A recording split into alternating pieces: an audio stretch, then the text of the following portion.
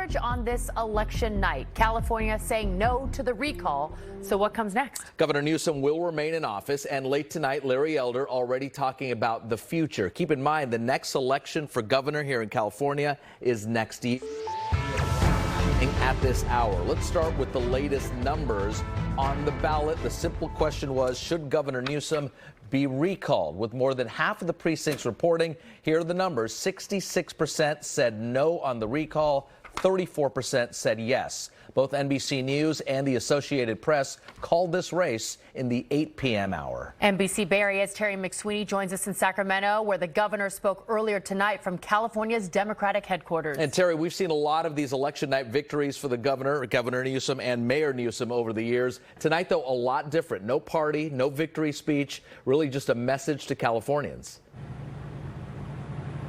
A lot of business, but also some emotion. Yeah, the governor came here to the Democratic headquarters in Sacramento shortly after, as you mentioned, NBC News and some other outlets had declared that he had defeated the recall effort. You could probably hear that sigh of relief from Eureka all the way down to San Diego. The governor talking about what this meant. He was saying it was a defeat for Trumpism, a victory for science, vaccines, women, and fair elections. And we did hear that on the campaign trail. But towards the end of the speech this evening, he choked up a bit while referencing one of his political heroes, Bobby Kennedy. Listen to this. Tonight, I'm humbled, grateful, but resolved in the spirit of my political hero, Robert Kennedy, to make more gentle the life of this world.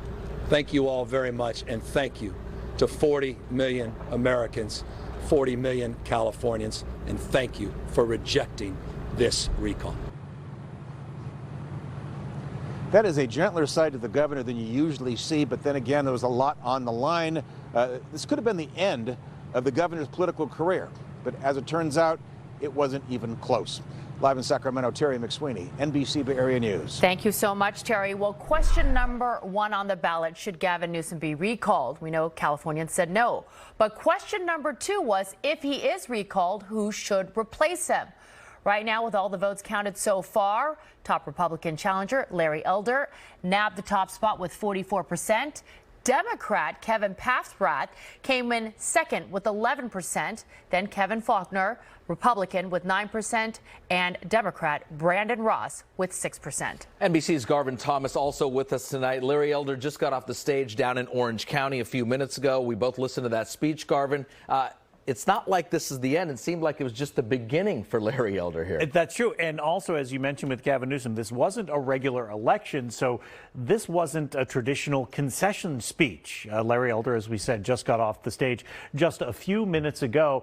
Elder did not congratulate the governor. He did admit, though, that they lost the battle, but immediately followed it with, "We will certainly win the war."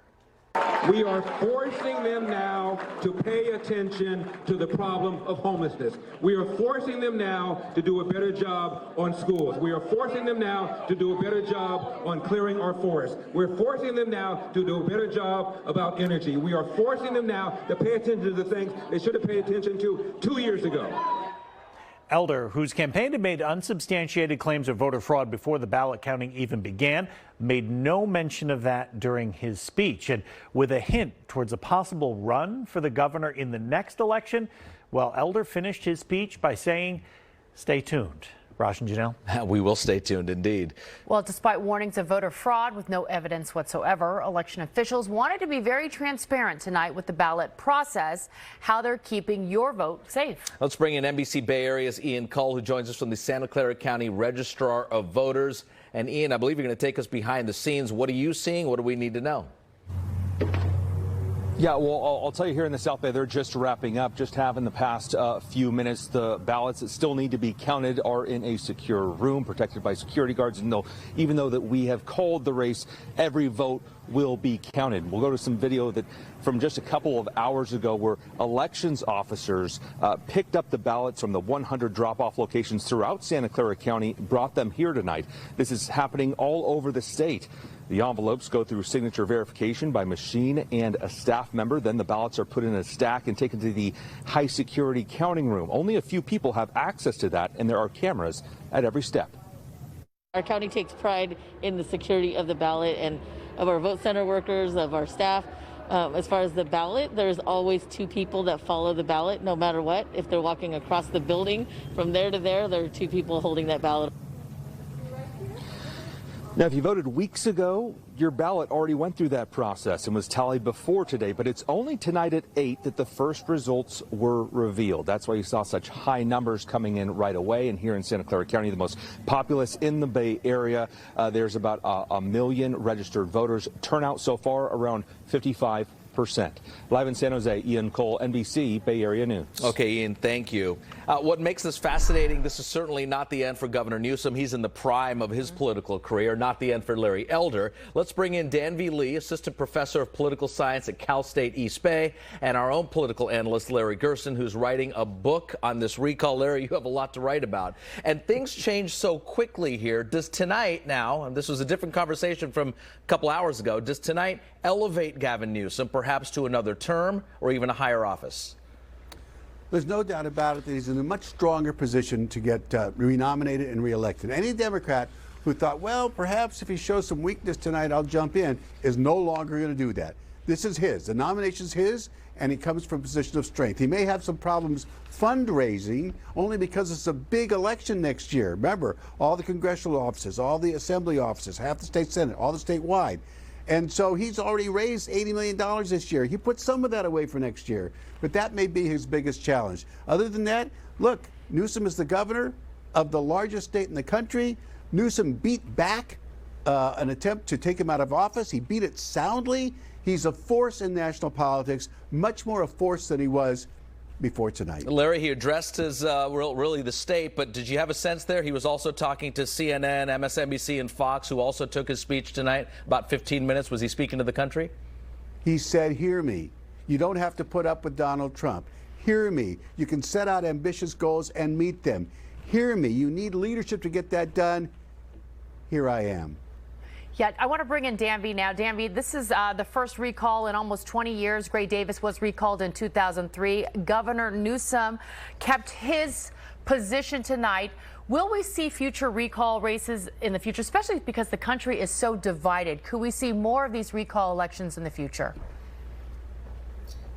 I wouldn't be surprised if we do see more of them. There is a conversation now about changing the recall process because it is much too easy to start the recall.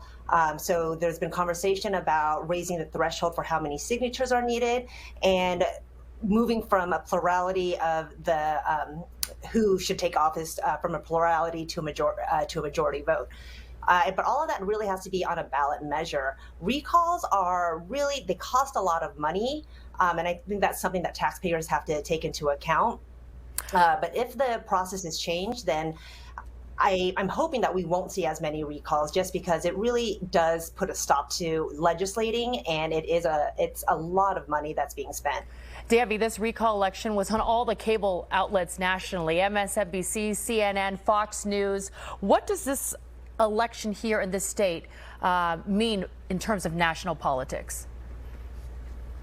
You know, they say where California goes, the country goes. And yes, it's been a national news story. I get texts from my friends from other states also asking me like what's going on. So it has garnered a lot of national interest. And I think that it also highlights that what Gavin Newsom has done in California in terms of his policies with the pandemic is something that President Biden can also say, like, well, if it works in California, Californians didn't turn against Gavin, then he can also take cue from that. Quite a spectacle. Thank you, Professor Lee. Thank you, Larry Gersten, as well. Good luck with that book, by the way. We're interested to read that when it's finished. Thank you both. Well,